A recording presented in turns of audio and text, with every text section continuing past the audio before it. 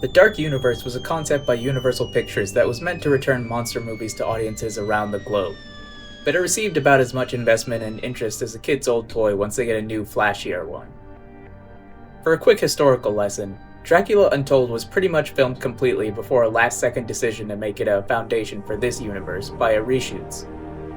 That decision was later reversed, and The Mummy was chosen as the definitive first movie in this project. A photo showing the Dark Universe actors was released, which, I mean, come on. Even an untrained eye can tell none of these people are in the same room. Or should I say, same universe.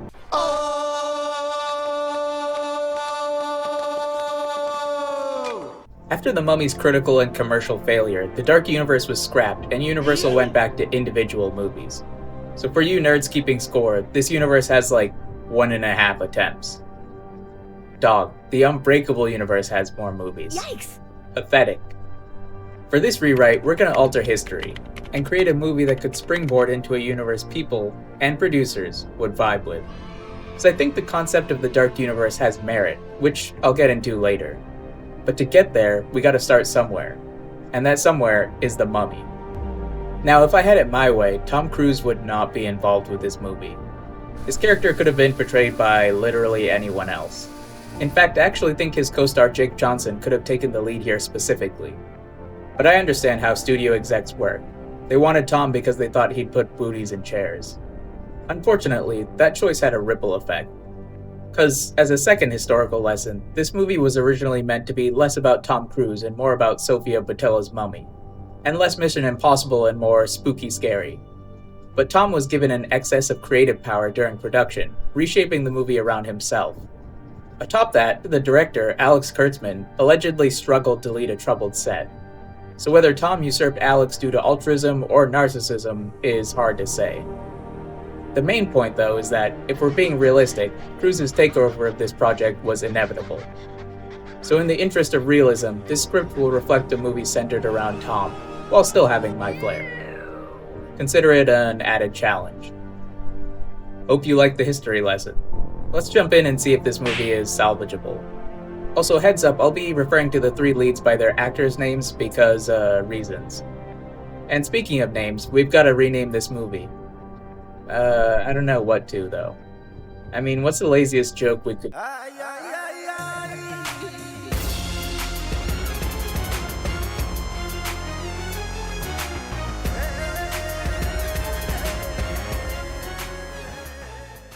We open in the Middle East. A US Army contingent stages an attack on a town in the mountains, leading to a skirmish between them and entrenched insurgents. During the fray, we meet Tom, a mercenary who leads a team of 10 others, and Jake, one of Tom's men. Unlike the OG movie, Jake is fiercely loyal to Tom, and willing to fight in the battle for a cause he thinks is just. The loyalty seems to be one-sided, as during the fight Tom uses some of his men as bait to lure out fire, sending them to their deaths so he can get the upper hand and kill his enemies. We then meet our third main character, Anna. She's a researcher that was captured by the insurgents, triggering the army's attack. Tom, Jake, and the other mercenaries break into the house Anna is imprisoned within. Anna incapacitates her jailer and escapes on her own, then lies to Tom and Jake about it once asked, attributing her escape to one of the dead mercenaries who can't dispute her story. After Anna is secured, the battle ends. The insurgents retreat, freeing up the town. But oh look, during the battle a tomb has been unearthed, so our heroes might as well go in and explore it. We learn that the tomb is in fact Egyptian despite being far from Egypt, and that it isn't a tomb after all, but a prison. Anna comments on a lack of guardians for said prison, though she does note a series of partially preserved bodies littering the area. Mercenaries and soldiers alike explore the tomb. Tom tries to convince the army captain in charge to pull what looks like a sarcophagus from a mercury pool, hoping to split the treasure with him, while Anna advocates for leaving it alone. But greed wins out in the end, and the army captain unearths the sarcophagus, while simultaneously Tom steals and unsheathes a dagger which glows brightly. Pulling the sarcophagus from the mercury awakens the tomb's guardians, who rise up and take rusted arms against our band of misfits. The undead face the soldiers and mercenaries, causing a frantic gunfight, and it looks like, due to the guardians' decay, our heroes are gonna win, until stray shots open the sarcophagus, and the mummy emerges from her prison.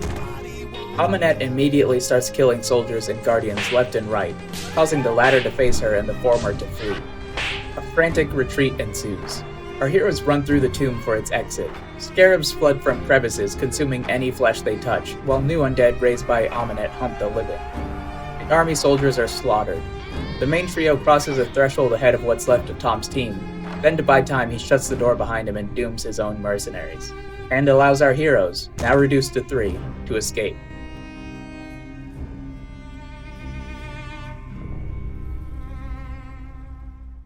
In the aftermath, Anna calls for an extraction from the mountains. Jake questions Tom about leaving the others behind, but is easily swayed into believing the mercenary captain made the right call. When Tom draws the dagger again, it glimmers, although said glimmer ceases when the others hold it. Anna refers to Tom as special, but refuses to elaborate. Extraction arrives in the form of a plane, but something is immediately amiss. Jake starts to board, but Tom stops him. After all, it's not soldiers that have shown up, but someone else. A private military not unlike Tom's own mercenary company. This new group reveals themselves to be an organization known as the Order of Paladins, which Anna belongs to. They offer Jake and Tom a ride out of the country, but before they can proceed, Tom's mistrust makes him take Anna hostage in order to get out of the potential trap. And the hostage play works. Anna convinces her organization's people to adopt a wait-and-see approach, claiming she has control of the situation. So the Paladins release the trio, letting them take a Humvee and cross the mountains out of the country. During the car ride, Tom demands answers, and Anna gives them. The insurgents they fought weren't actually insurgents. They were Medjay, aka the protectors of the tomb. When Jake laments that they killed innocents, Anna justifies her lie by saying that it was only a matter of time before the Medjay fell to outside forces, and that the Paladins wanted to put the tomb in better hands. Tom doesn't care either way and is more interested in the dagger, so Anna explains it and the mummy's origin. Just like in the OG movie, Amunet was the pharaoh's daughter and sole heir, but the pharaoh bagged a new baddie who pooped out a son, so now said son is the heir. In response, and quickly desiring more than just the throne, Amunet resorts to dark magic. She offs her father, using his blood to cast a spell that summons a demon from beyond the veil. Amunet then sacrifices her baby brother to bind the demon to herself and gain immortality. But while she's new to her powers, she's captured by what would become the first Medjay, then entombed. When Tom follows up on the dagger, Anna explains that the Medjay did their own ritual, calling upon the Egyptian god Set to purify it. She claims that it is now the only thing that can kill Amunet. But, while purified, the dagger must choose its master, which is why the Medjay didn't just murk Amunet immediately. And its chosen is Tom Cruise. So, we have our driving conflict. The dagger's bound to Tom. Amunet is threatened by the dagger, so she's coming for it and him. After discussing the situation, our heroes stop at a hotel in the hinterlands they're driving through.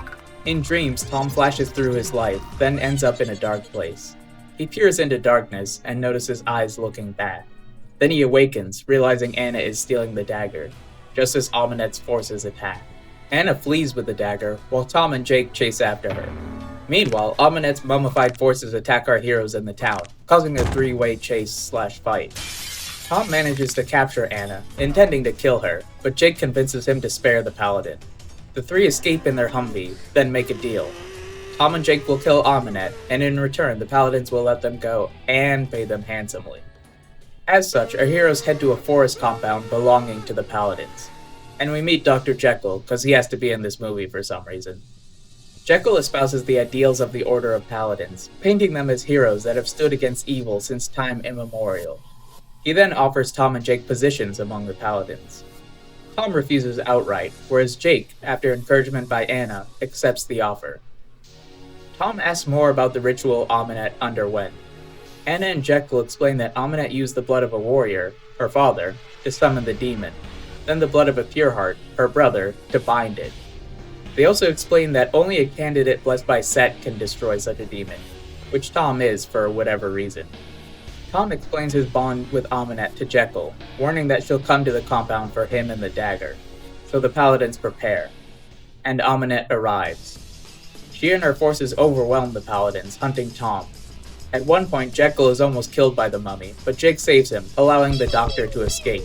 Amunet in turn grabs Jake, then yells for Tom to sacrifice himself, threatening to kill Jake if he doesn't. From where he's hiding, Tom yells back, "Go ahead!"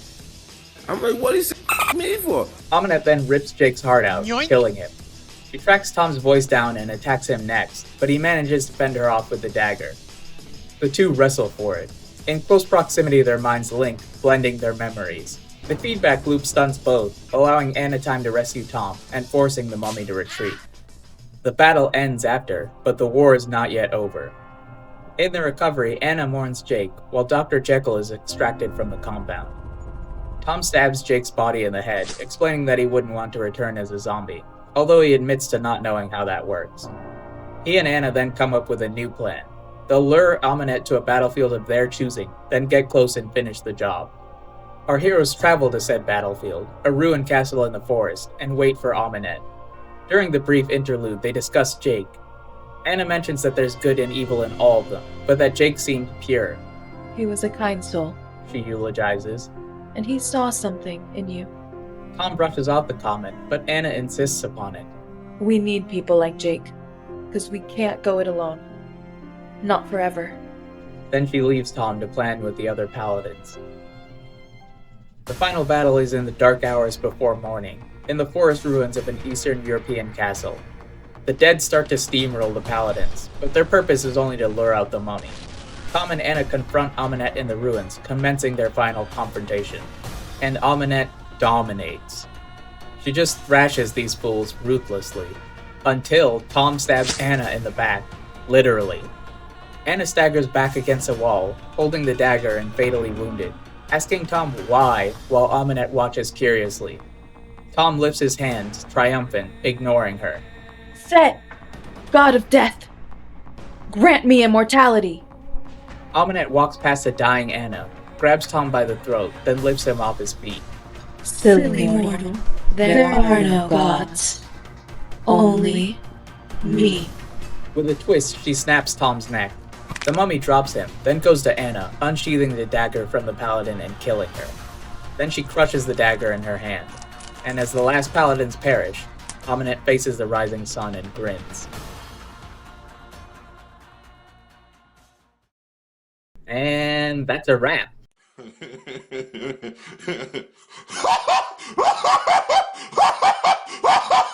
So obviously this script features some major deviations from the OG.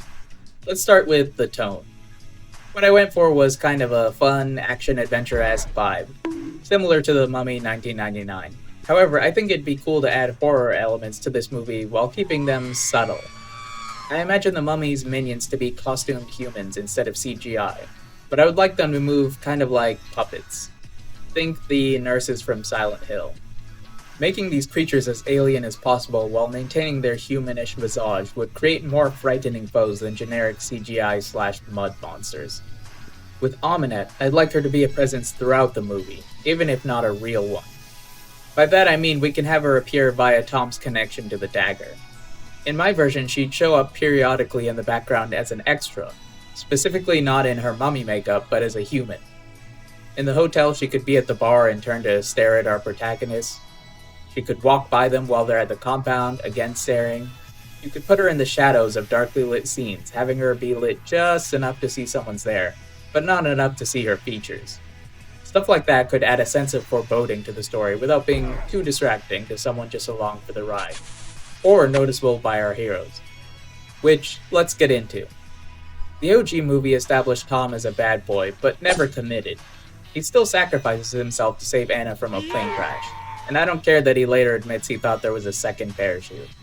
A true rogue would have taken one for himself and dipped. This version of Tom is more morally reprehensible, and thus less wishy-washy. And more dead. Same with Jake. In the movie, he's kinda just comedic relief, I guess? But in this, I gave him a heart of gold to contrast against Tom. And he's more dead. As for Anna, in this version she's more competent, because in the original, boy howdy is she a useless damsel. Also, she's, more dead. Hey, Jekyll lives though. And he doesn't even become Hyde yet. Because nobody was asking for that, and it doesn't need to be in this movie. Showing his bad side as Mr. Hyde means nothing if we don't see his good side first. so I think he needs to show up in a movie or two before developing the formula that makes him go goblin mode. That is the purpose of this movie, after all, to open the doors to a universe, and this version does. It frees Amunet to do as she pleases, establishes the Paladins and the Magi, and introduces lore about supernatural entities. But it doesn't do it in a way that is strictly tied down to certain characters, which is why the main cast was white.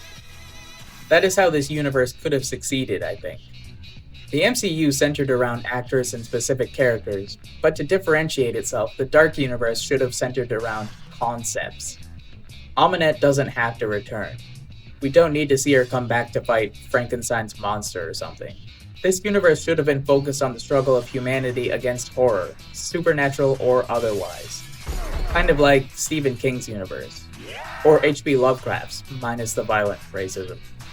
That way you can include movies like The Invisible Man, and add a line or two to tie it to other movies.